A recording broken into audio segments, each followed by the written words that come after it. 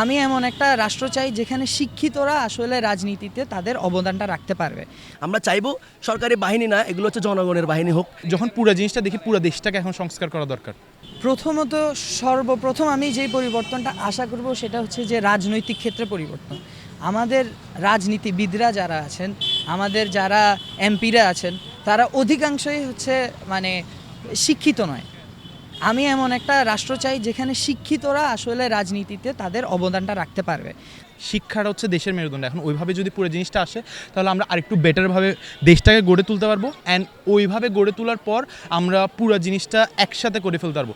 এখন কোন পার্টটা করলে ভালো হবে, এখন জিনিসটা হচ্ছে প্রায়োরিটির ওপর, কে কোনটা আগে দেখতেছে। আমি ছাত্র হিসেবে আমি আমারটা দেখতেছি, কেউ যে ব্যবসা করে সেই ব্যবসার জিনিসটা আগে দেখবে। কিন্তু যখন পুরো জিনিসটা দেখি পুরো দেশটাকে এখন সংস্কার করা দরকার। আবার একটাই চাওয়া যে দেশটাতে সরকার যে আসুক, আমরা যাতে মানুষ যাতে কথা বলতে পারে, স্বাধীনভাবে যাতে তাদের মত প্রকাশ করতে পারে,